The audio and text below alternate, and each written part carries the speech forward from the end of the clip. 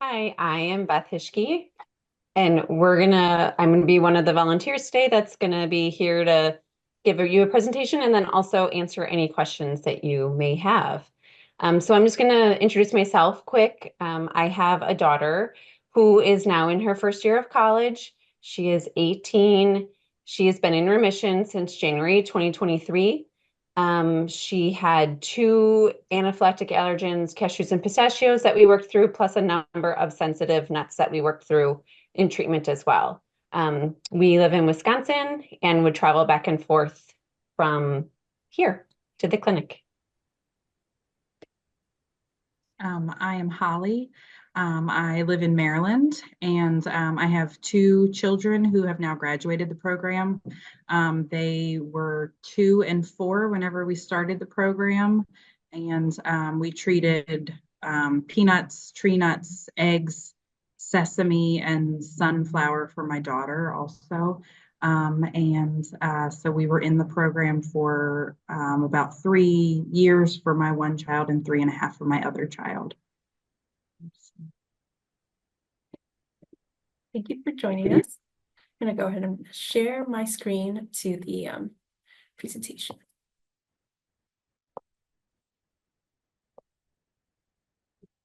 Oh, sorry, I'll just give you guys a preview. All right, take it away. So first, before we start, I kind of just wanted to throw it out there that, feel free to ask questions after our presentation. We will do questions afterwards. So if you have questions, you can feel free to put them in the chat. Also, feel free to, turn your video on and be part of the conversation as well that way too.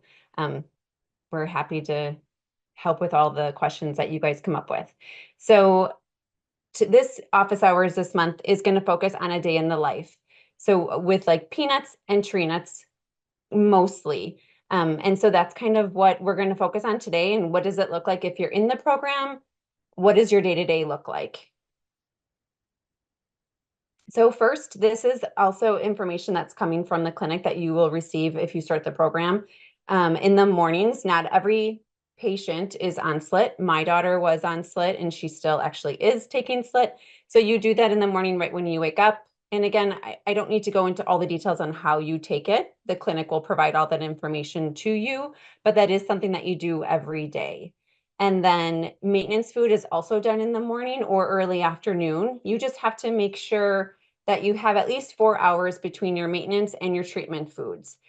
So it can be flexible depending on what your schedule is that day, as long as you have 4 hours between when you start your treatment food. And then early in the evening, you will do your treatment foods, and it just depends on what cycle you're on for your exact treatment plan, how many treatment foods you have that cycle. You'll take your treatment food, and then if you have more than one, you wait 15 minutes and then you do your second treatment food, and then your 60 minutes starts for your rest time. And what that means is you just want to kind of keep chill. So that would be my daughter's homework time. You just kind of, if you have a younger kid, that might be time where they eat dinner, or, you just want to kind of keep a low baseline. And so you can't shower or run around and do activities and things like that during that rest time. And then the clinic asks you to stop doing your dosing and not have anything after 9 p.m. for that. So that's kind of an overview of what the clinic gives you to kind of help organize your day based on what your individual needs are within the program. Holly, did you have anything else you wanted to add to that? Just as somebody who had smaller children in the program, for our 60 minutes of rest time, we definitely would eat dinner during that time. And then that was the time where we would do puzzles or games, Play-Doh at the table, those sorts of very calm activities. Yes, and like with my usually would do homework time.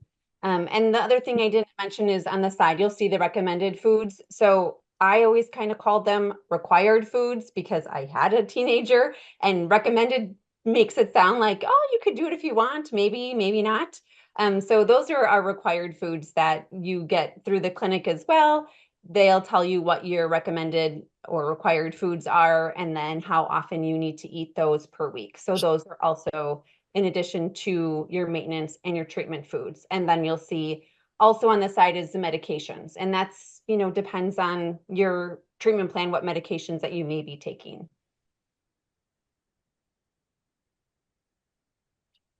So next, what we really want to focus on is organizing and planning. I think that is kind of what keeps your sanity in the program and helps you understand what needs to be done every day. So it's always good to think ahead what allergens will be next in your cycle so that you can get those foods ahead of time and have them at home. Again, some people will start on gummies, and so you may have a little bit more of a cushion before you need to transition to actual food. But if you don't have gummies, it's really nice to be able to have that food when you get home so that you're ready to start prepping and getting ready for that next cycle. It depends. So I know there's always a lot of questions about, do I need to wash and dry the nuts? We can ask Callie what she did. I never washed or dried any of the nuts that I did. I know that there's people in the program that do. That's a question that you can ask your provider, what makes sense for your specific situation. But for me, we did not wash or dry the nuts. We did not either. Okay. And again, talk to your provider. They will tell you what they feel comfortable for you to do. I did want to stop really quick. There is a question in the chat about, will these slides be available later? And yes, we will have them available for you. So don't feel like you need to take notes or take photos of the slides or anything. They will be available.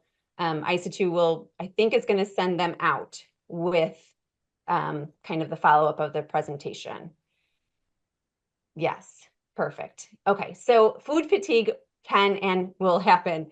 You get tired of eating the same foods all the time, and you don't have a choice. You have to eat certain foods for maintenance or for treatment. So it's nice to have different options on hand for mixing them in.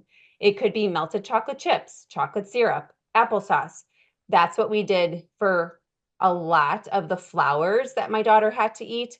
We used the unsweetened applesauce and she would mix it in that. I can tell you she probably will never eat applesauce again in her life because of how much. And it's fine. I mean, that's not the end of the world.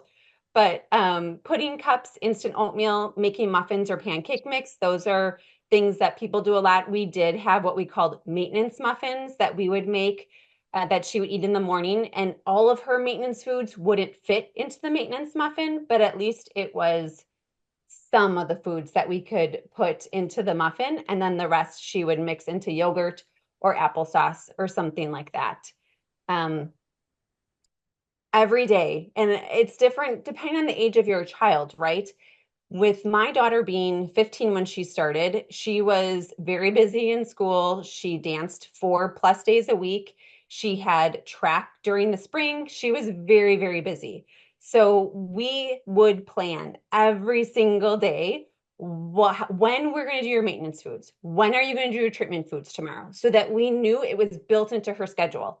There was times that she would leave track early to come home and do her treatment food, and then she would go out to dance and she would have to wait, and she could be there watching, but she couldn't dance yet.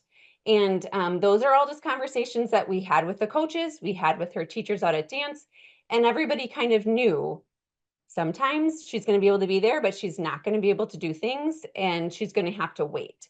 And I think that's important for us. We had to make sure we built it into her, to her schedule every day. There was times we were at dance competitions that we would be in the car doing her treatment food because she had a big gap in between her 2 dances that she had. And that was the time that we could do it. So it's really about thoughtfully thinking about, when is it going to work in my day to have her or him do their maintenance foods, do their treatment foods. Maintenance foods were easy. It was her breakfast. Her breakfast in the morning was her maintenance foods.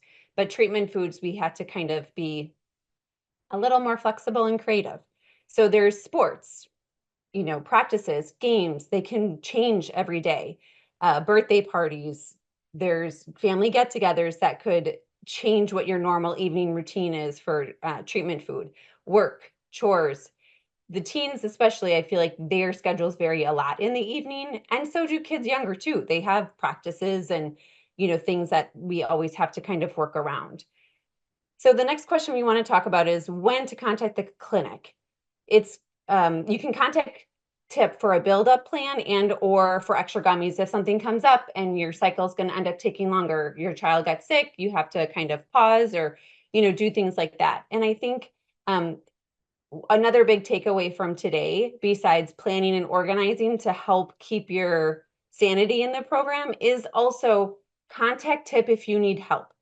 If something's coming up, if you're going to be traveling, if your child is going to have dental work, if they had a reaction, if you need to pause treatment or your maintenance foods because of something, contact them. And we'll show you later on in the slides what the best way to contact the clinic and everything is. But they are there to help you make sure that this program is going to work for you. So they're the people that you should contact for that. Hallie, did you have anything else to add for this slide? No, okay. We can go to the next, perfect.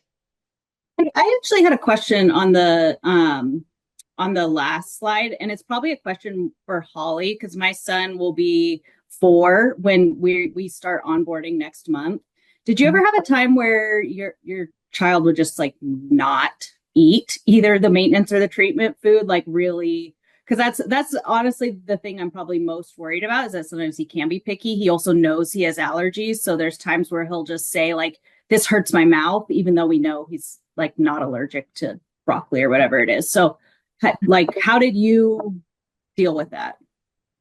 So thankfully, both of my kids are very good eaters.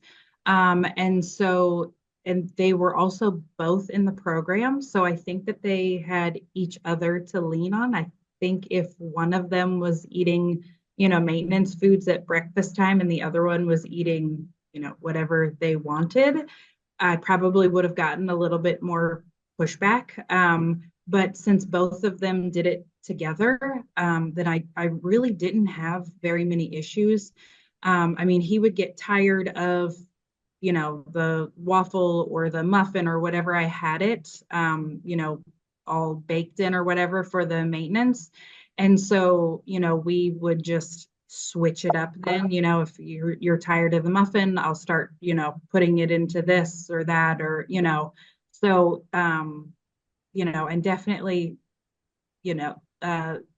rewards, bribery definitely sometimes worked, it's, eat this last little bit and you can have, 2 little mini marshmallows. I don't know how many mini marshmallows we went through over the course of treatment. But yeah, I'm not above a bribe. That's good to know. Yes. Yeah. I mean, it's in my mind, this is a short-term, thing that we are doing. If it takes a couple mini marshmallows every morning in order to get him to eat this, that's fine. Like, that works. Okay, that's good. Yeah. Yes, and I think also with that, it also goes to, having to kind of change up what you're mixing it in, or, again, my daughter did yogurt, we did applesauce, we did muffins, and she was older. And even still, like, you get tired of certain things, of having to take it the same way. And also another good point for that too, lentils was really hard for my daughter. She didn't like the texture. She would gag on them. And I talked to the provider at one of our visits. I said, listen, we are really struggling with lentils. She eats it because she's old enough to know she has to, but she really gags on it. Like it's really hard for her to eat that. And she doesn't want to do it every day. And she does because she knows she has to, but it's really hard. And they worked with us and they said, you could try lentil flour instead. And this is the dosing that you should use. So we switched with that and it made a huge difference. So again, share those things with your providers when you go to they hear it from tons of families too, right? And they said, oh, there is an alternative. You can do a flour. And I thought, oh my gosh, that is super helpful to know, because us cooking lentils and doing different things with the lentils just didn't work. We tried a lot of different things and each time it was not good. So once we switched to the flour, she mixed it into her applesauce and was able to get it down without gagging. So there is a positive with that. But again, if you run into that problem during treatment, talk to the providers and ask them if there's any other things that they could suggest or a different way. Like, again, we went from lentils to flour, and it was lentil flour, and it made a huge difference. So something else to think about.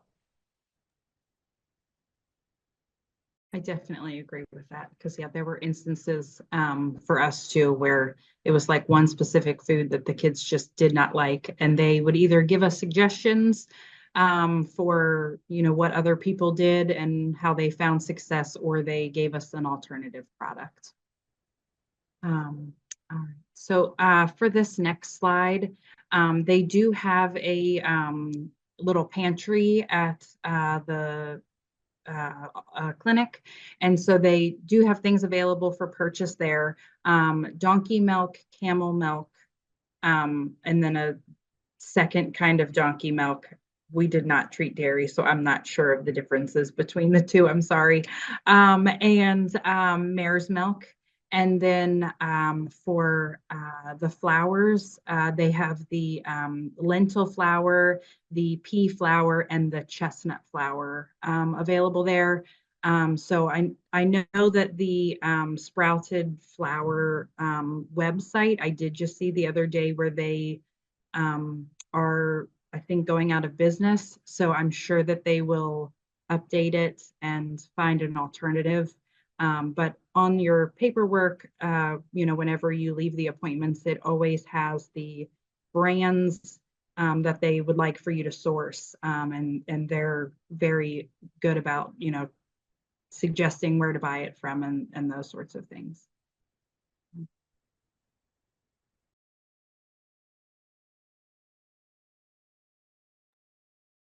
Okay, so next we're going to talk about different tools that we used to prep for the nuts.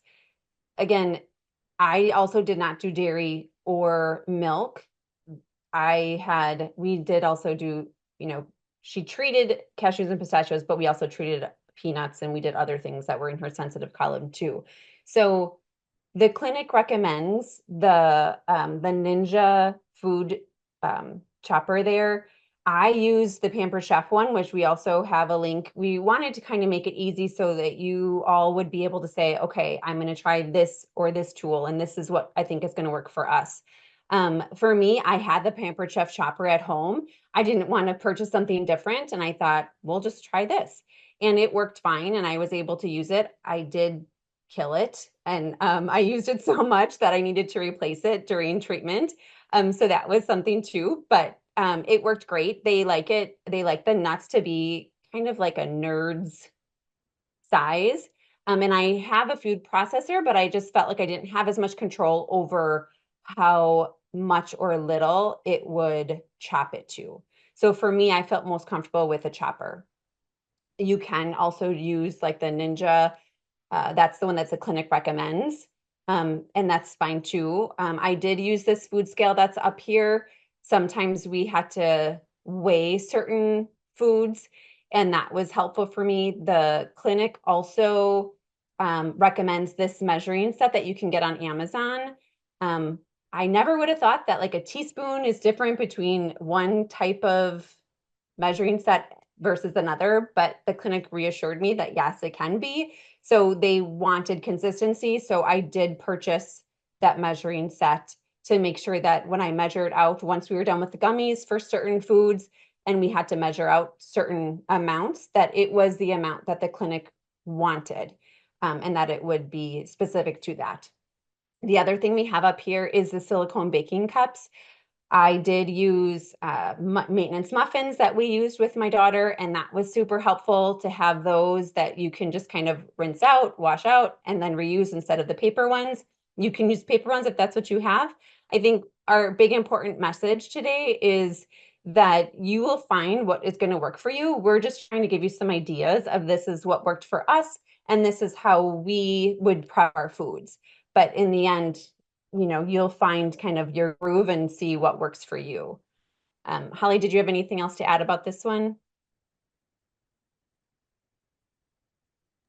I just wanted to say that the measuring spoons that the clinic suggests, it also has like a smidge, a dash, those other little measurements. And we never had to use them, but I had heard of other people, if they had a reaction or something, or had to build up whenever they were on like an eighth of a teaspoon or something, then they would suggest using, one of those other, pinch, smidge, dash, whatever, measuring spoons to work their way back up to an eighth of a teaspoon. So I think that's another reason why they suggest those. Thank you.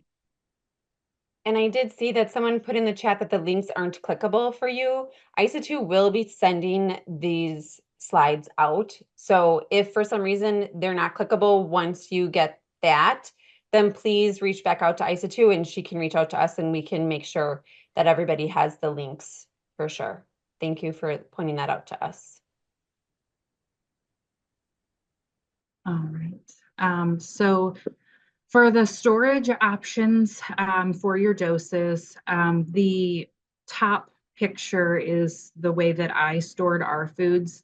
But you will find what works best for you. So there's a link for the little mini cups, and then also for the larger plastic cups on the bottom picture as well. So these are the little cups are what we used to portion out all of their maintenance foods and all of their treatment doses. And they were a good size for those things. And then different size container options to hold all of the nuts. So they will instruct you to grind up all of the nuts. So after you've ground them all up, then I found that the best way to store them was in the airtight containers, and each one has a label on the front. And then I would keep all of the airtight containers in baskets. And then that was just my basket that would go in the fridge. And whenever I needed a dose, then everything was just there and I would just pull it all out. You can also use Ziploc snack bags for nuts and for if you've made, waffles or pancakes or muffins or something with your doses. A label maker, all of my little dosing cups had a label on the top of them, Monday morning maintenance, or, something like that. The refrigerator storage bin link, this link is for the baskets that all of my airtight containers are in. And then I would keep these baskets with the chopped nuts in the refrigerator, and then the nuts that had not been chopped up yet, I would freeze them and store them in the freezer to, just make sure that they last longer. So Beth, did you have anything to add? Yeah, so my picture is the bottom one. I use those little Tupperware minis that I also sent the link on here for. And I use those because I had a bunch of them because when my kids were little, I made them baby food. And I had those still for when I made their baby food. So it was just something that I already had. And I thought, well, I think I can make this work instead of having to buy something else. So that's kind of why I started with all of those. And then I also used larger Tupperware containers to store the majority of the nuts, again, because I had them and I didn't want to buy something separate.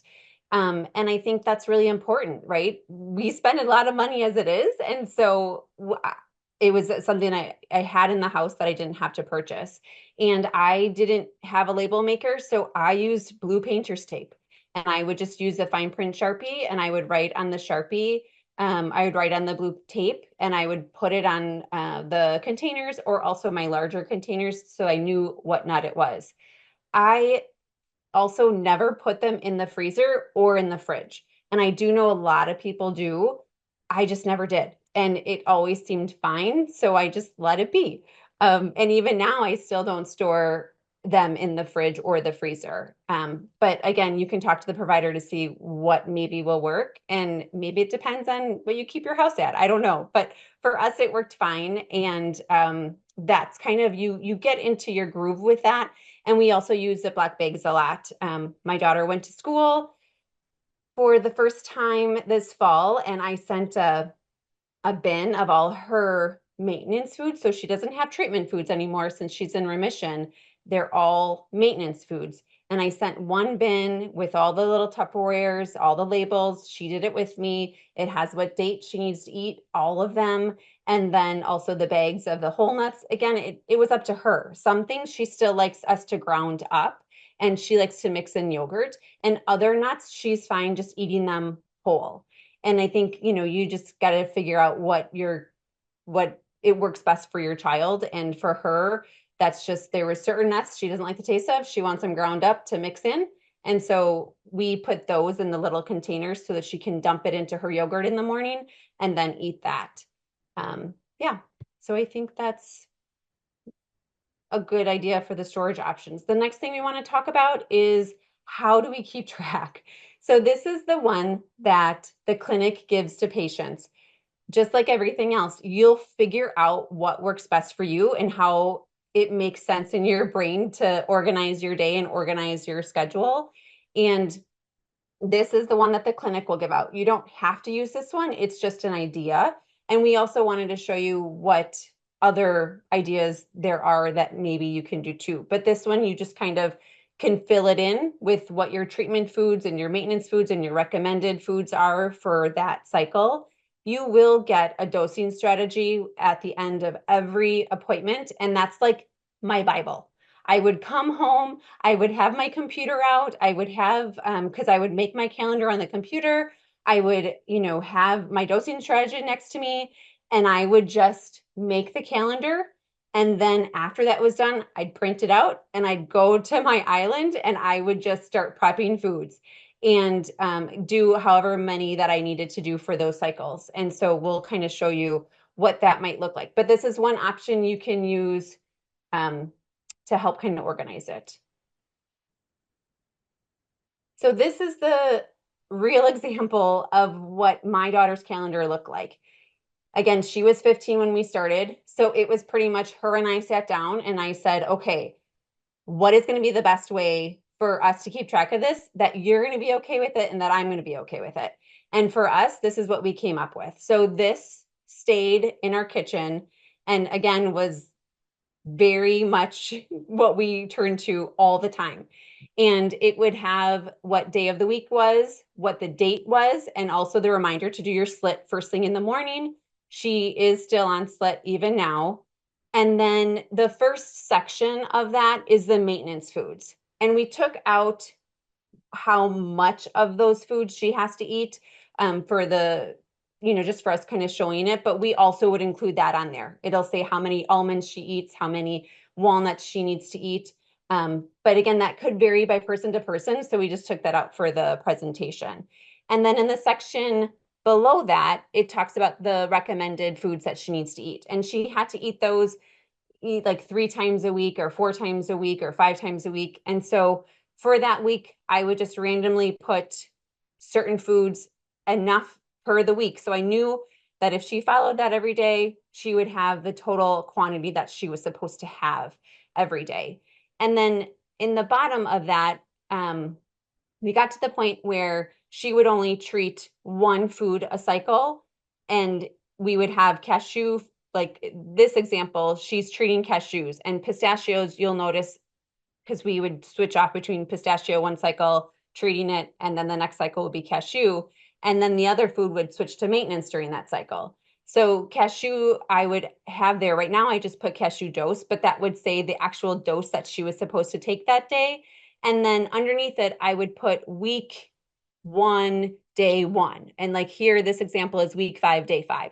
And then I would kind of do that so that I knew it was my count, because you'll get in your dosing strategy that for week 5, this is your dose. For week 6, this is your dose. And I just kind of wanted that checks and balance so that I knew that we were on the right dosing for the right weeks. Because when you go to your appointment, they say, what dosing did you end at? And I was always like, oh my gosh, this is a test, like, did I do it right? Did we do it right?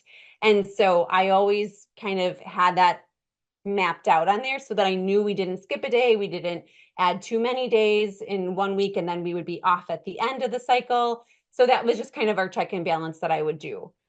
So that is an example of what her calendar looked like during treatment.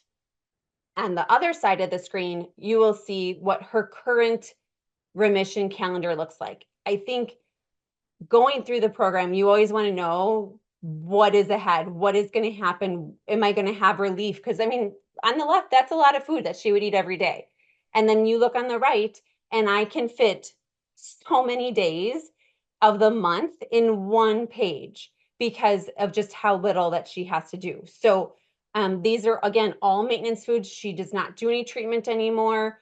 And you can just really see how much less food it is. So when I sent her away to college, she has one bin, and that's going to last her all the way till she comes home for Thanksgiving. So this is a calendar now that she has, and she kind of takes care of that. But it gives you an idea of the volume that you may have to have during the program.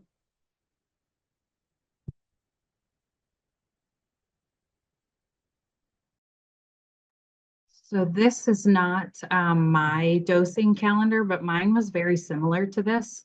So it's just another way to organize things. I know I would come home after our appointment and I would redo our, dosing chart, and I would print off, if it was a 10-week cycle or whatever, I would print off 10 of those copies and I have them ready to go in our folder and everything. And, I'd write down the dose at the bottom for the treatment doses. So that way, again, just checking to make sure, just double checking to make sure that everything is lining up with the forms that they sent home from the clinic, and that I'm giving the correct doses.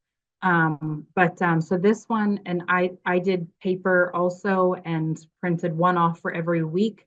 And you'll notice on this one, on the one day things are X'd out and it says appointment, and I did very similar things. If I made notes on all of our charts, if there was a dentist appointment that day, I marked it down. If my child was sick that day, I marked it down. If they had a mouth injury or lost a tooth, or whatever it may be, it was marked on there, and I liked doing that so that way I could always refer back to it, and know that, okay, well, on this, or if somebody had an upset stomach, after dosing or something like that. I mean, those are all, notes that I would put on there. So that way, if something happened in the future, then I could always refer back to the past ones.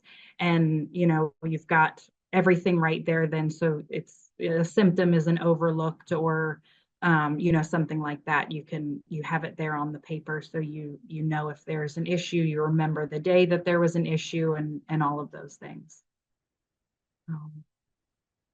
Did you have anything to add, Beth?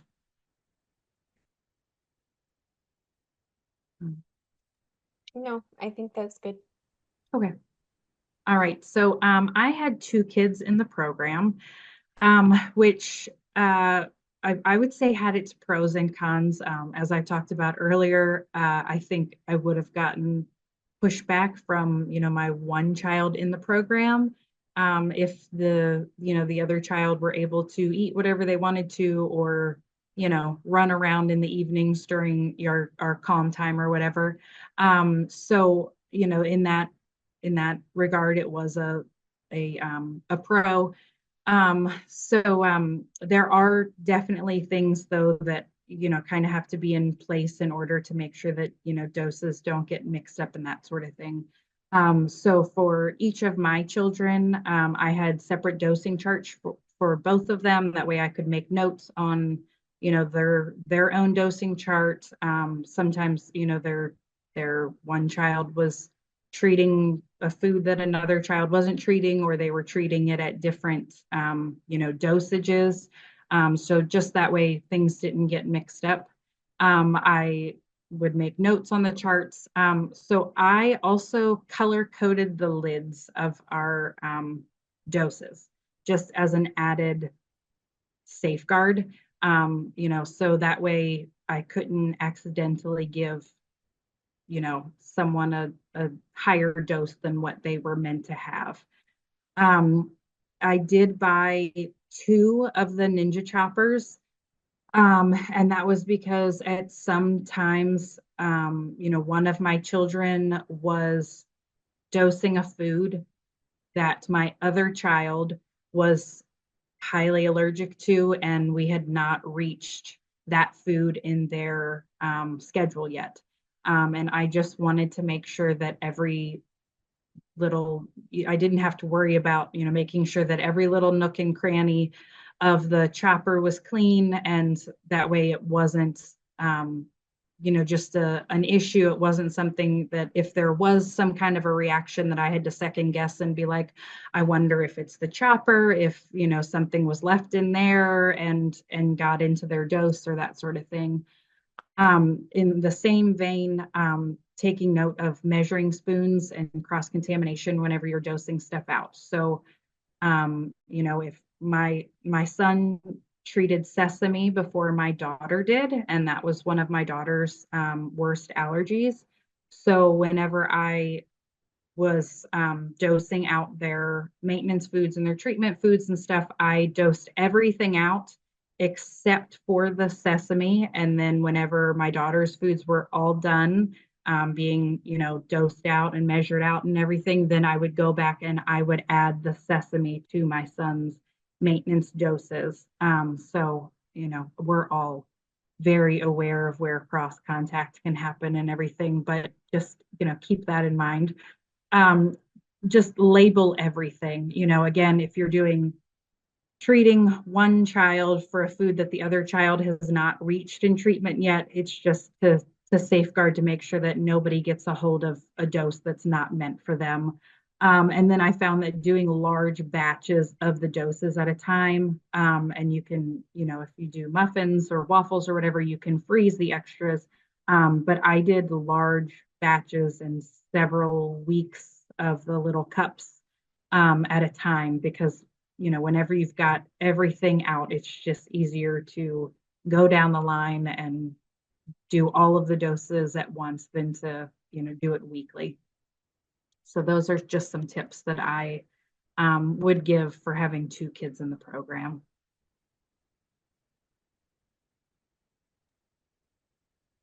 So for this one, it just so happens that Holly and I actually have groups that we would share our journey with. And so Maddie's is mine. She's so young in that picture. But anyway, I don't update it all that often anymore because she is in remission and there's not as many new things. But we will be going out there again in January for a remission visit. So there are times I update, but it's not as active as it used to be. But you can still look back to see what it was when we were in treatment and going out there more regularly.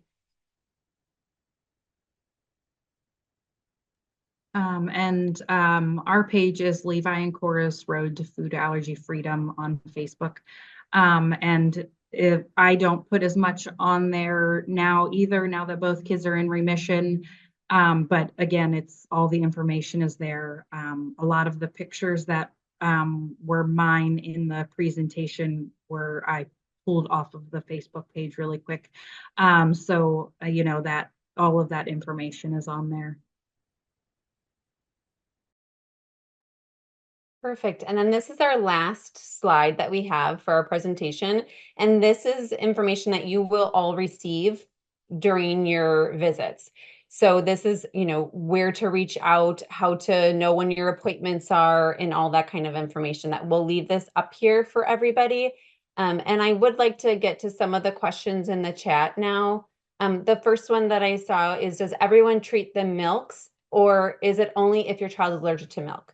And it's only if your child is allergic to it. I did not treat milk with my daughter, and Holly as well did not do milk. So every child's treatment plan is so individualized. They would not have you go through the milk if you don't need it. So another question is, I thought that in remission, the kids only have to eat 1 big dose of each allergen per month. That is the eventual goal. But it really depends on, what what your testing shows. So when she first started remission, she ate a certain, certain things that she still had to do once a week. We went out there last year and a lot of those things went to every other week, except 3 of her allergens needed to remain once a week. So eventually, as she gets deeper into remission, my hope is that it will get less and less, but it is not just an automatic once you hit remission, it will only be monthly. It really just depends on what your testing shows the clinic. Did you have anything else to add with that, Holly? No, I was just going to say that, I mean, certainly, I think everything goes to once a week maintenance, typically whenever you graduate the program. And then, as you go back for remission visits and they do blood work, then they will notify you of your maintenance changes. So, I mean, the things that you were more allergic to, highly allergic to, those are the things that are going to drop off, a little later than the other things typically. But I mean, it's all based on how your body responds and everything. Another question is, I'm based in the Philippines, so worried about sourcing food. Will I be able to talk about it when we launch? Yes, like we said, they also have a little pantry that you can purchase some foods at the clinic if those are some of the foods that you need. But again, there is a lot of international patients, so I can't speak to it personally because I'm not, but I know that there are other international patients. So I'm sure the clinic will be able to help you figure out how that you can source them, because they have many other patients that are also not within the United States. Another question is, how often does the dose change? Weekly, monthly? That is a good question, and it just depends on your cycle. Everyone's cycle is different, and I think that was one of the biggest frustrations going through the program for us, is because you can't really plan ahead with those cycles. Sometimes it would be, my cycle for my daughter was 10 weeks. Sometimes it was 8 weeks. Sometimes it was 12 weeks. We had one that was 12 weeks, which is a really long cycle. It just depends. And so unfortunately, you don't really know that until you go for your appointment and they will tell you how long your cycle is for the next round. There were some times that we had a vacation coming up or something that I really needed to know what that next cycle was going to be. And I did contact the clinic through Tip Connect and was able, like within a week of our appointment, to have them at least tell me what the next week's cycle would be, whether it would be 8 weeks, 9 weeks. Again, it can vary anywhere between like 6 to 12 weeks. So unfortunately, there is no way to predict what your next cycle will be. Holly, did you have anything else to add about that? Okay. Another question is, can we get a copy of this recording to rewatch later? I believe, Isa2, that you are able to send that out. We can send out the slides, but I have to ask for permission for the video. I think we're trying to get it onto Tip Connect so that everyone in the program will have access to it, but I'm not sure yet. Perfect. Mhm. For a single child, is the rule that you should clean your chopper between the various nuts or allergens? So I was very aware of the cross-contamination. And so I did do that because, like Holly kind of said, with having the 2 kids, you want to know if your child has some reaction, you want to know for sure that it wasn't because something else was in there. And so for me, I was very particular about that. And I would even clean off the cutting board that I was using to chop things, and I would clean all of the spoons and all that kind of stuff. So I did do that. Again, that would be a really great question to ask your provider if you need to be that specific. But for me, I did that because I just felt like that was a better idea for us.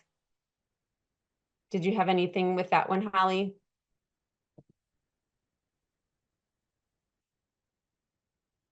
Okay. No, I did not. Okay, perfect. Was your total time to remission pretty close to how long they estimated for you at your launch appointments? I think we'll both answer this. For me, I honestly don't remember what the estimate was.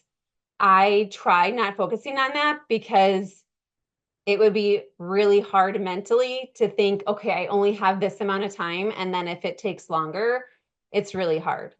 So I really just focused on how many visits they told us. And for us, the amount of visits that was on our original plan was the amount of visits it took for my daughter to reach graduation and remission. So I tried switching and not thinking about the time. Don't get me wrong, I had a little sheet that I kind of kept track of. So I kind of in my head knew maybe when she would graduate, but in all honesty, I try not focusing on that, but it was really hard. So For us, the number of visits that they predicted was also how many visits it ended up being. They did give us an estimate, and it was longer than the estimate that they gave us, but I think they based that off of having an appointment every 8 weeks.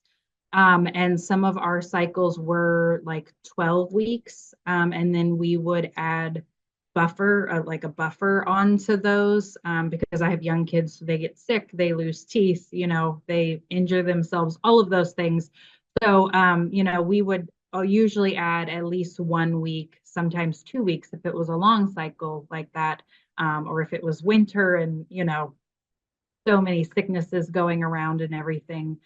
So, our cycle lengths were longer than, I think what they usually estimate them to be.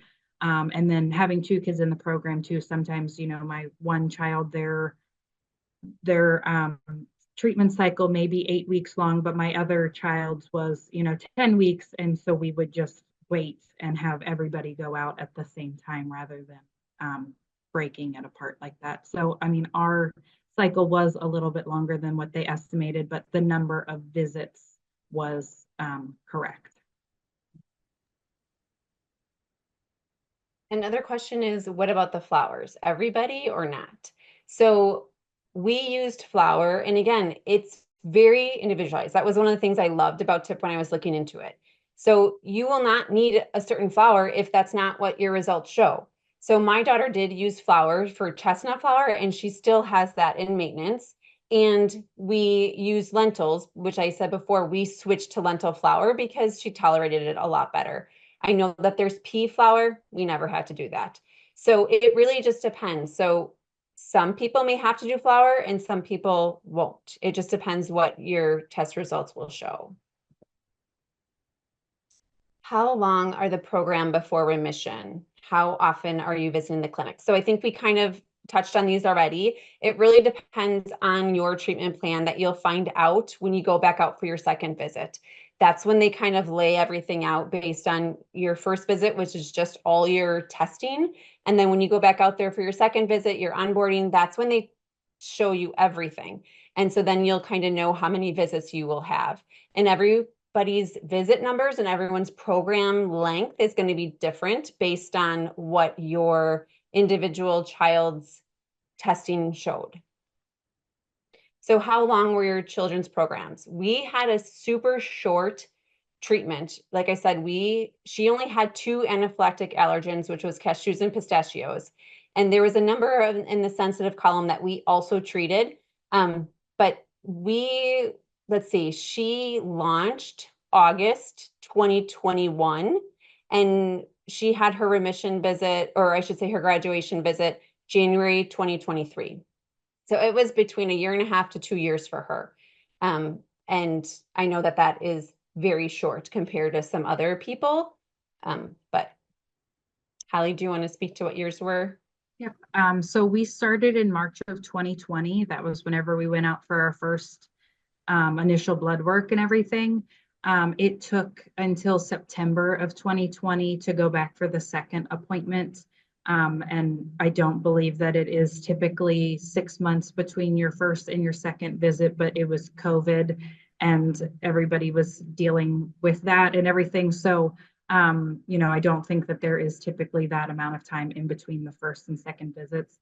And then my daughter graduated in April of 2023, and my son graduated in November of 2023. So they were in active treatment for about 2.5 years for my daughter and 3 years for my son.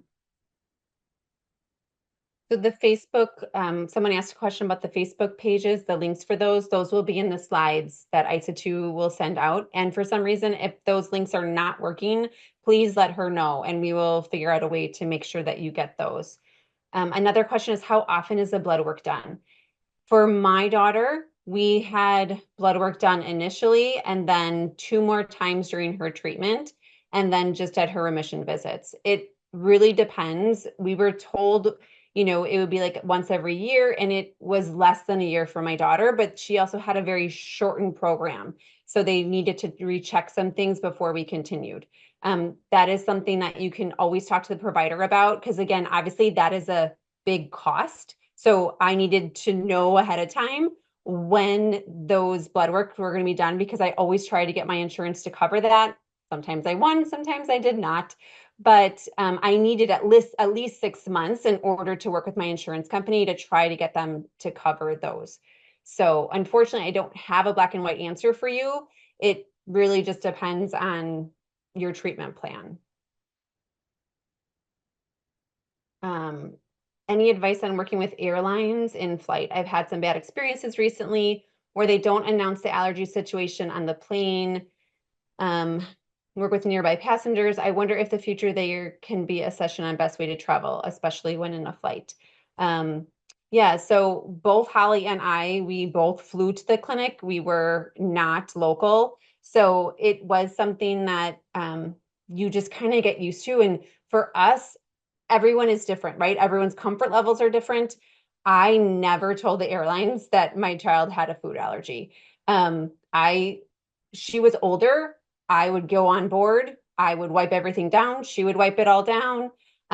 We would not usually eat on the flight anyway, just because we were flying from Wisconsin. We always had a layover. There was never a direct flights, but we would wait until we got to the airport in between our layovers, and she would eat then. So we did it that way. I know that there's other people that do, tell the airlines that they have an allergen. I always just got nervous because I've heard stories about where they will tell you can't board because they can't ensure that your child will be safe. And so I just never did that. And we were able to be okay. Again, I had an older child. She wasn't putting stuff in her mouth. She wasn't touching everything.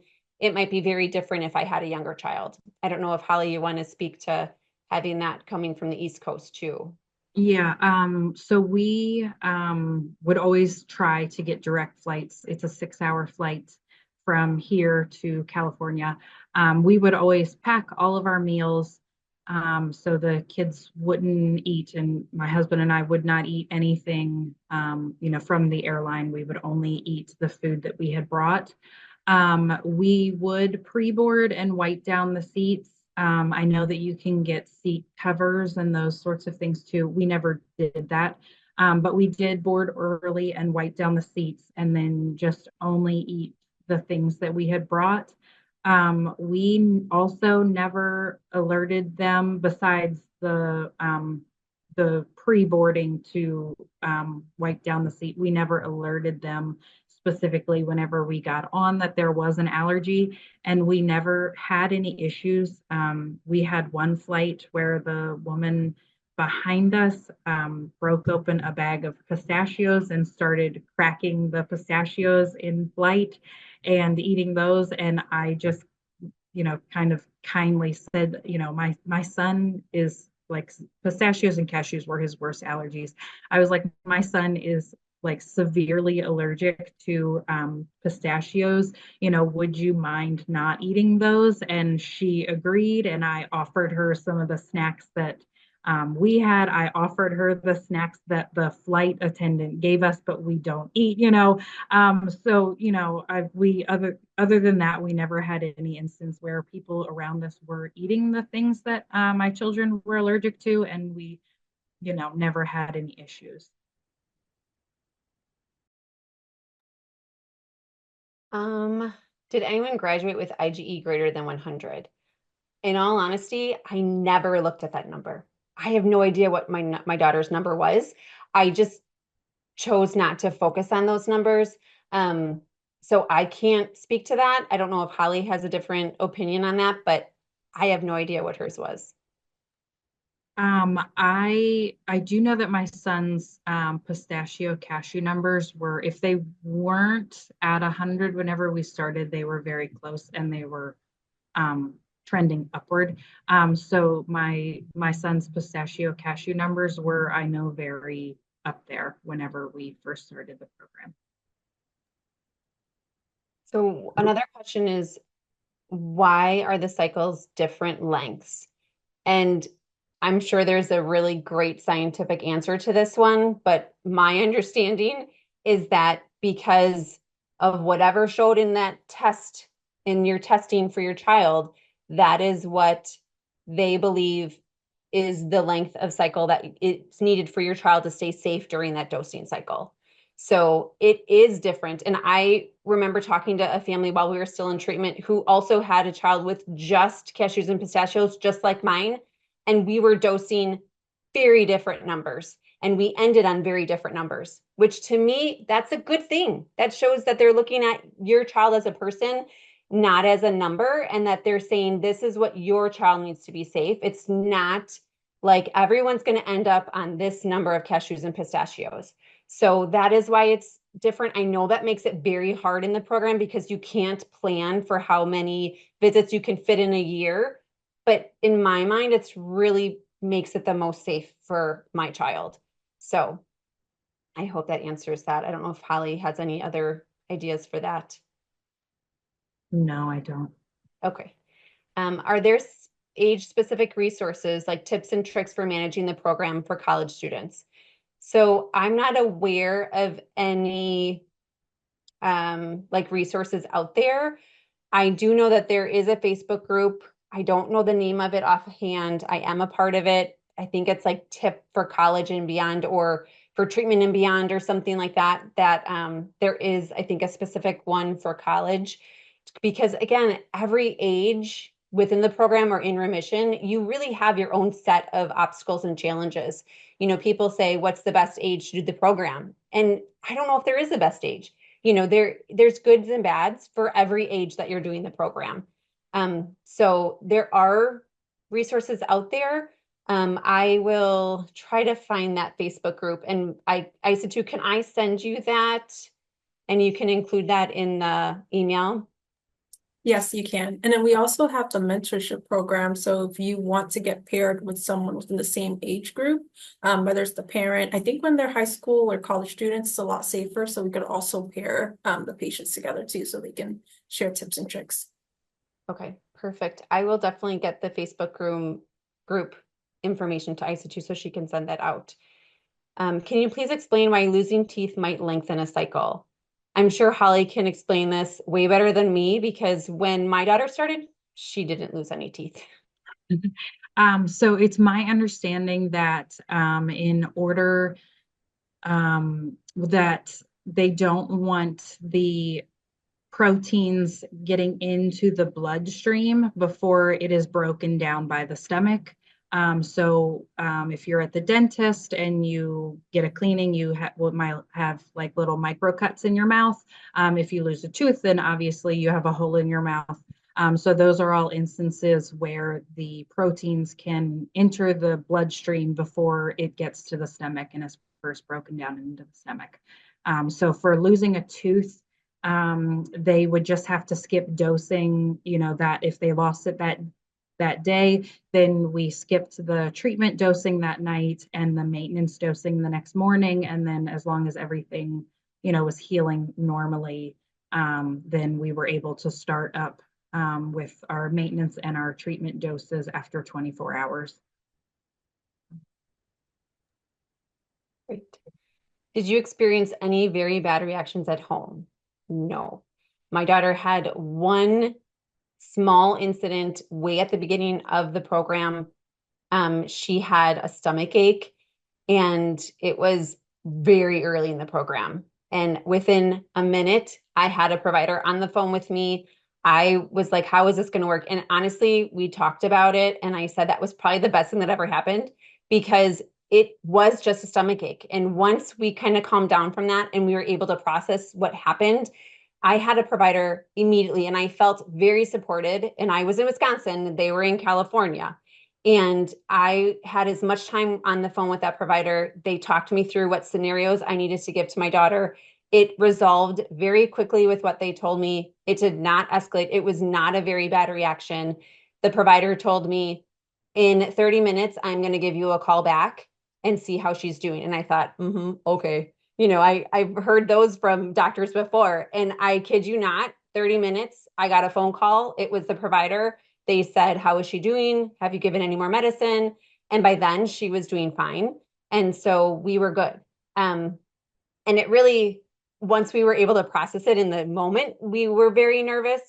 But I said, you didn't, like, it really was okay. You had a stomach ache. You didn't go into anaphylaxis. I didn't need an EpiPen. Like, we didn't have to go to the hospital. Like, looking back, we felt very supported, and it was probably very good that we had that, because I felt like it helped know that we had the support that we needed, although we were very far away. Hallie, did one of your kids have anything? Neither of my children ever had any bad reactions. We had like an instance of an itchy mouth one time.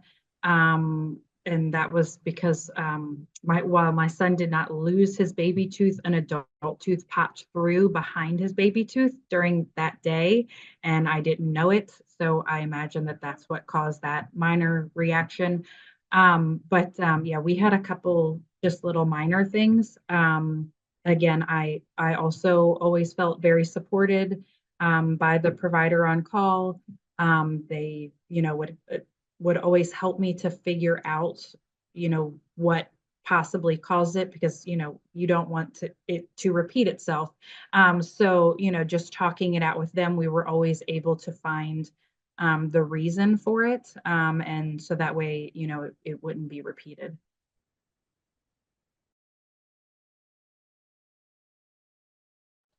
Sorry, I want to be aware that it is 6 o'clock, and I know that we kind of said an hour. We still have a lot of questions. I'm fine sticking around, but I also want to be aware from other people that you may not have that flexibility. But I do think that there's some really good questions, so I just want to kind of throw that out here too.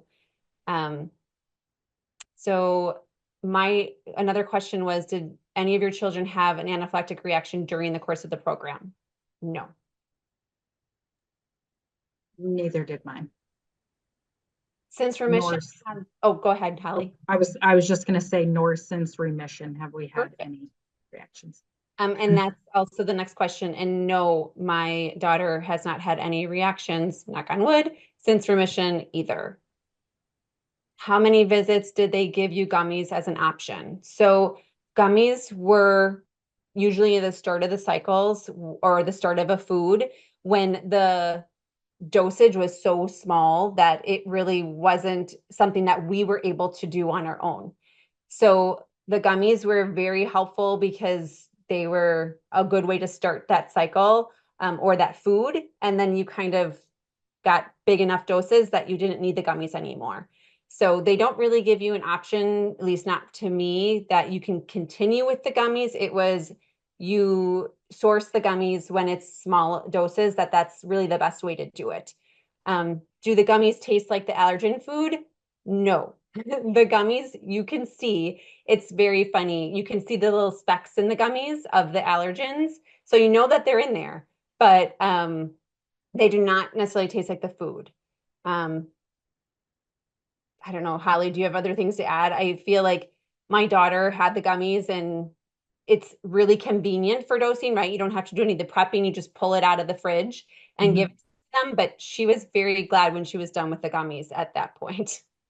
Yeah, I mean, my kids like the gummies. I think it's just dependent on, the severity of their allergy and everything with the foods as to how, many gummies you get. Because I know that, there were some foods that, early on in treatment that we would do the gummies, and before we finished that treatment cycle and went back out to California, we were already on, a measurable amount of the nuts.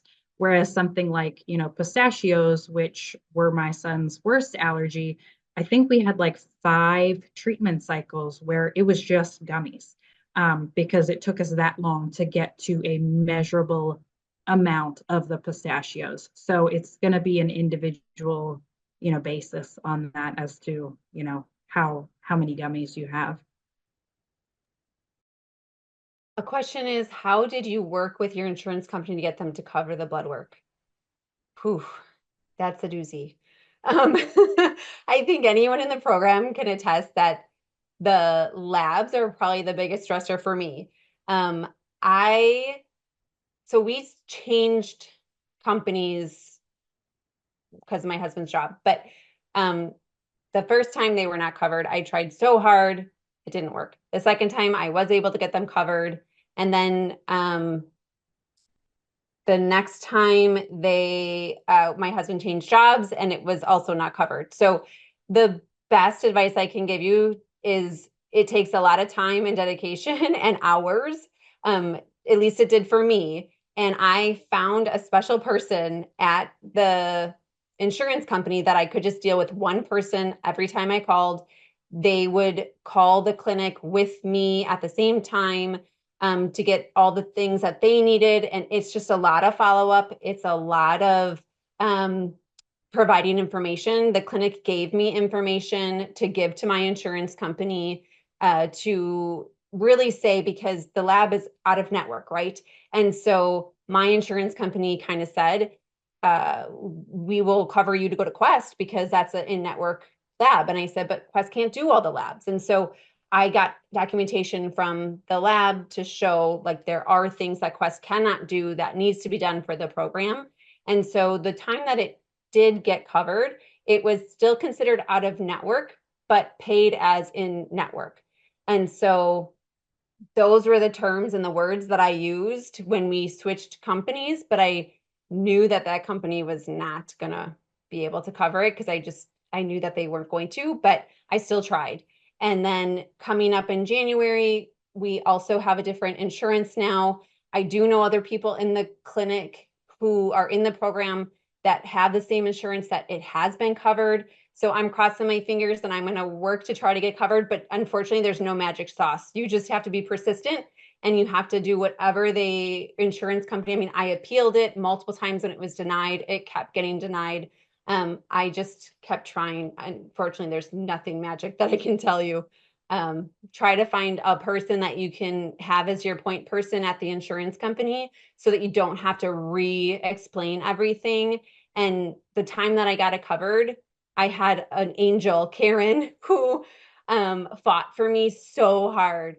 And she is my Karen angel. So, yes. I believe there's a question about, please share which insurance company provides coverage. I believe on the website that you can find some of that information on what insurance companies they have. I know when we first started, there really wasn't any that were in network. So I know the clinic has worked really hard trying to get to be considered in network for insurance companies, but it is a slow process, just like it is for us trying to get coverage as well. Holly, do you have anything to add about the insurance? No, I mean, my husband has a small business and we have, not insurance through an employer and everything. So, I mean, for a lot of it, we were considered self-pay. So it, wasn't a fight with the insurance company for us. Another question is, oh, go ahead. Who has a question? No. Okay. How insightful or transparent is FAI on the upcoming testing codes so that you can proactively reach out to your insurance to see what the potential charges will be? All that information is on the clinic's website that you can find out what the codes are for all of the visits. You can find out what they are for the very first visit. You can find out how they bill for the challenge codes for like your in-treatment visits, and all the remission codes are there. So all that information is provided on the website that you can take that and start having those conversations with your insurance company to see which codes will be covered. So they are very transparent on what codes they will bill under. The tricky part that we found sometimes is what company they billed through, and that has changed over the years. I know when we first started, they billed under Dr. Andawa, and he was in network for us, but then it changed and they billed under a different company. And so that all kind of changes, but you should be able to find all that information on their website with all the codes as well. Did you have anything else with that one, Holly? No, I did not. Okay. Do they have any codes that apply to the tip fee? No. The tip fee is not something that will go to an insurance company. The tip fee is something that you just pay for being in the program. That goes towards the gummies, that goes towards all sorts of things, but that is not a charge that they will bill out to insurance. That is a private pay. Let's see. Yes, I think, someone is talking about anaphylactic to milk and by contact. Yes, those are very scary situations. And that is a different situation in a flight than what I had. And I think there's certain airlines that are better with allergies than others. And it might be beneficial for you to seek out which airlines maybe are a safer bet for you to fly, because some will make announcements and some won't. And that also changes too based on who's at the gate. So it is tricky, and that is something that, is going to be something to figure out. I was going to say too, on flights, I would always sit my child at the window seat and I would sit in the middle seat. So then I felt like it created a little bit of a buffer zone too. So if, the person to, in the aisle on my left, if they were to spill something, then it wasn't, it wouldn't be on my child, it would be on me instead. I just felt like having a little bit of a buffer zone there just helped me to feel a little bit better when flying too. Another question is, what did you say about in high school it's safer, ISA 2, when you were talking about the mentorship program? I don't know if you remember. I think I don't know if she said it would be safer, but. Sorry, can you repeat it?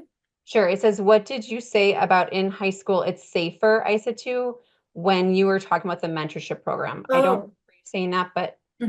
I mean, in terms of having older adults being able, or older children being able to talk to themselves versus having younger patients.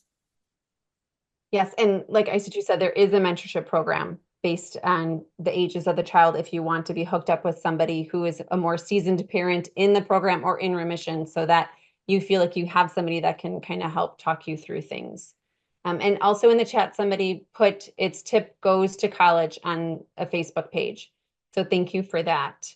You can always just go into Facebook and go into the search bar and put that, and it'll come up. My son is away in college and we are launching in mid-November. Is it realistic? Could prep 3 to 4 weeks of food for him in his dorm room? I don't want to say it depends, but there is always a way to have it work, right? I know we had another question about vacations and, traveling abroad. And I always said this program is going to help my child, but it can't rule my child because they still need to be a child and do things. And so there was always a way that we figured out how to make it work with where they were at in their life. And so is it going to be easy for you to realistically have them dosing in their dorm room? Probably not easy, but none of it is easy. Can you do it? Yes, but that again might be a question for your provider to say, realistically, this is what we're going to be. He's going to be in his dorm room. Can I prep these? And we did prep ahead a lot during treatment. If I had time, I would prep as far out as I could go. And obviously, sometimes you'll have the gummies, and that makes it easier because the prepping is already done for you. And I do know there is another child in the program at the same school that my daughter is attending that is in treatment currently. So you can make it work. It's just going to look differently how you organize and plan, which, like we said, is so important to help keep you on track in the program. So your planning and organizing will look different than if your son was at home doing the program, if that makes sense. Yes, and someone else said like we make lots of small cookies, and so that is a good suggestion, right? My daughter does do a maintenance cookie in college that she does once every other week because she doesn't like tahini, and we can put tahini in a cookie, and so that is something too. It just might mean that instead of having things that you mix into yogurts, you may choose to do muffins instead, where they can just take one thing out of the fridge and then eat that. That it might just change kind of what you dose your foods in when you get to that point in the program, if that makes sense. Do you keep EpiPen in remission? Yes. My daughter still has her 2 EpiPens, and that does not look like it's going to change anytime soon for us. I do know that I saw Dr. Randawa once in Chicago, and he did say that some people's numbers do end up getting down. And that would be a conversation, he said, at the time that you would have with your provider. I don't know if I'm ever going to be okay with her not having an EpiPen. I think, we avoided the food for over a decade. And so for now, she will always have an EpiPen, and that's what the clinic recommends for her. So. My children also still carry an EpiPen. I will say in school, I do not have them carried on their person anymore. It's in the nurse's office, so I do feel comfortable with it just being stored in the nurse's office rather than them carrying it on their person. But we do still have access to an EpiPen everywhere. Your kids now eat everything and eat anywhere they like, as in restaurants? Yes, they do. I did not even tell the college she's attending that she has an allergy, because in my mind, she's in remission from her allergies. So yes, I don't tell anybody anymore. It is hard, right? I think we talked about that in one of our other office hours. It is hard. We went to Costa Rica after her remission, and every time we sat down at a table, they would say, "Does anyone have any allergies here?" And I would say, "No." And it's hard to do that. But yes, she eats wherever she wants to eat, and she eats at the dining hall. She eats wherever her meal swipes takes her. We also eat anywhere we want to, and my kids eat anything they want to. We went to Disney shortly after both of my kids graduated as kind of a celebration, and it was the strangest thing whenever they would ask at Disney, does anybody at this table have allergies? And I would say no, and it felt wrong every single time, but we're getting used to it. Sure. I'm out of the country and don't think my insurance will cover this. Does the clinic accept patients who aren't using insurance? Online reviews sound like they don't.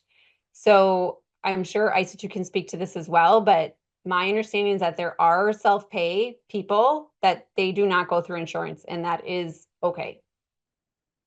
And Holly kind of said that she did a lot of that herself as well. Yeah, that's an option. You could be self-pay. Yes. Which insurance companies tend to cover? Again, I don't know. I think you can look on their website. I know at the time, I haven't looked recently, but they used to kind of show some ideas of what insurance companies cover. Otherwise, you can always call the billing and they can try to help you through that as well. Yeah, I would definitely contact billing, especially if you feel like you're not able to pay a bill or complete a payment. And then if you need scholarships, feel free to reach out to me, because we do have ties to Oracle. So we're trying to develop a program where we send in a bunch of applications to them per month. And then once those applications get accepted, hopefully those recipients will have the entire program paid for them for that full year. So, and then we have also some scholarships in-house that you can apply for as well. So feel free to reach out to me. What happens after you pass a challenge for tree nuts? When you go out to the clinic to challenge what treatment food you've been doing, it'll then get moved to maintenance for the next cycle, or at least that's how it was for us. It would switch to maintenance for a cycle, and we would keep it in maintenance for a while. And then the next visit after that one, we would switch it back to treatment. So that it doesn't go away. You will still have it in maintenance while you're in the program. Holly, did you have anything else with that one? No, I don't. Okay. Before the program, did your kids ever have strong allergic reactions like anaphylaxis? My daughter never had used the EpiPen. She had one reaction, her very first one when she was 4 years old, and we were strict avoidance. Like we did not go to restaurants. She did not eat anything that I did not make for over, I don't know, 10, 11, 12 years. So we were very strict and we were very lucky that she did not have any other reactions. But I say lucky, but we also were very strict. So no, she did not ever have anaphylaxis. We also never had to use the EpiPen on either of my children. Looking back on it, there was definitely a reaction for both children where we probably should have used the EpiPen, but you know, we were just learning of their allergies and not quite prepared well enough, I would say. So they both did each have a reaction where they probably should have had the EpiPen, but we did not use the EpiPen. But I am a stay-at-home mom also, and so they, you know, only ate meals that were provided by me also, and so it was very strict at our house as well. Let's see.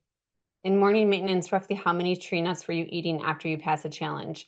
Again, I think you can look at that calendar that I had in the slideshow, and that first chunk is all the maintenance food.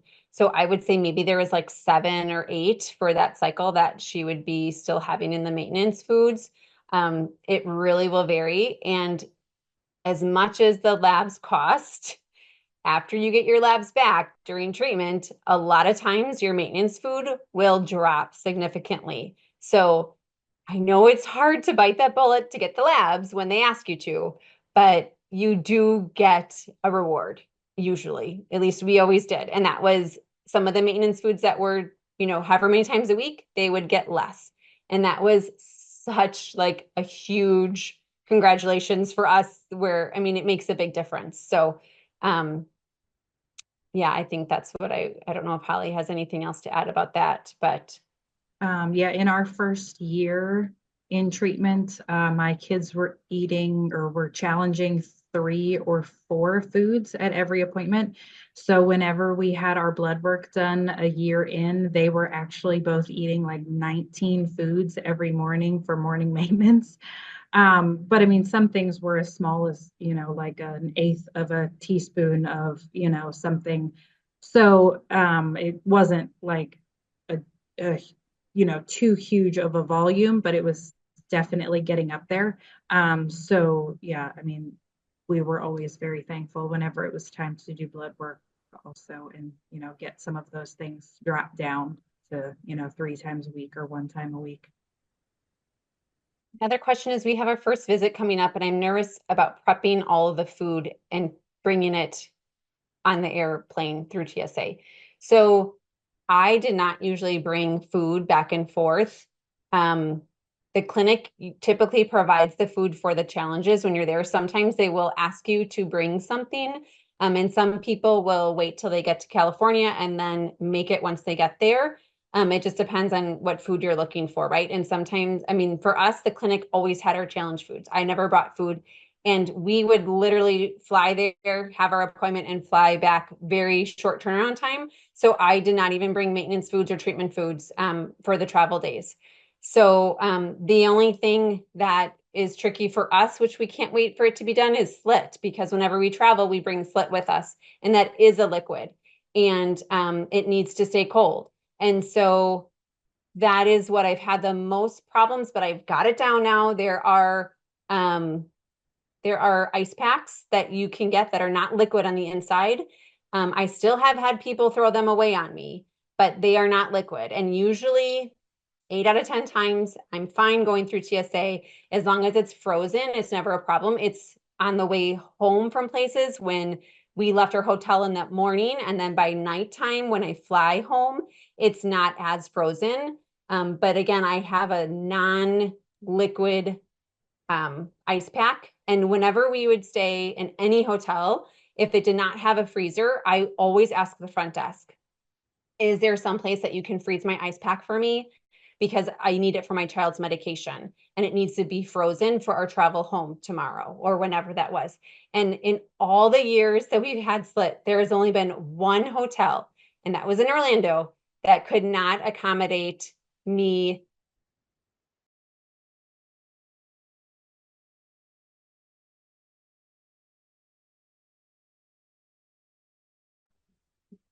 I wonder if her phone or thing died, or computer died. Did you want to pick off where she left off, Holly? I think it was the travel. Sure. Yes. I was just, I mean, along that those lines, we never brought our maintenance or our treatment doses because they tell you to skip those things on travel days and on appointment days. So we never had any issues with, getting anything through TSA or traveling with any foods. For traveling just with our lunches, I had no sweat ice packs that I bought, and no one ever gave us any issues about those either. And yeah, so I mean, we never had any issues. I know at one point they had asked me to bring something, and then before our appointment, they came back and they said, well, actually, we just need a picture of it to know that you've gotten the correct brand. So I think a lot of times if you just take a picture of the food, they may want to check and make sure that you got the correct brand, but you don't actually have to bring it with you.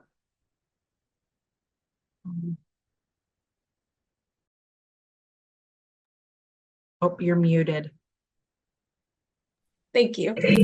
I think we have time for maybe one or two more questions. This was a question that was sent in by email. It was somebody who was asking, do schools need to be involved in the process? And I know last week we also did one about back to school. Holly, did you have any tips that you could share, especially about the 504 plan? Yep. So schools, my kids' school was never involved in the, giving any kind of maintenance doses or treatment doses or anything like that. So they aren't involved in that aspect of it. The Food Allergy Institute will also provide you with the medicines that you need for different scenario kits and the possibility of reactions. And we only provided the school with Benadryl and EpiPens, so that way they didn't have to be in that process either with different scenario kits. We didn't want to confuse them with anything like that. But as far as the schools, in dealing with allergies, we did have a 504 plan for our kids. And in that, if it's necessary, if your child does need to come in late or something like that because of eating the morning maintenance or whatever, people have said that their schools have been very understanding with that sort of thing, and have worked it into the 504 plan. That's definitely a discussion to have with the school, if you need different accommodations for those types of things. Thank you. Hey, Beth, I think you were finishing up a thought before you dropped. Yes, I have no idea what happened. Sorry about that. I was just talking about the traveling with Slit, and that always gets flagged every time we go through TSA. We carry it in a little, like a lunch box, and we have it down now, but we have the non-liquid frozen ice pack, her 2 bottles of Slit, and I know it usually gets tagged. It doesn't always, which is so crazy, but if it does, then usually they literally open it up and I say it's my daughter's medication and they open it up, they look to make sure the ice pack is frozen and then they give it right to me. So I did used to carry the letter from the clinic and honestly, nobody ever, like I never used it. I don't carry it anymore. But yeah, so you can travel with those kinds of things too. It's just really, again, that organizing and planning and how to make it work. So I don't have the chat anymore. I mean, I have the chat, but I don't have the history. So if there's any other questions, I can't see them. I think that one from Esther was the last one about travel. And then we asked the question about back to school. So going back to school. Everybody else is just saying thank you. It is 4:30 and I don't want to abuse your guys' time anymore. Thank you so much for staying for so long and answering their questions. Yes, thank you, everybody. I hope it was Thank helpful. you. And then I'll share both Holly and Beth's emails. So if you need mentorship, feel free to email them directly. And also feel free to email me if you need to get paired with someone. All right, thank you guys, and I hope you have a good night. Thank you so much. Thank you, Holly. Thank you, Beth. Bye. Bye.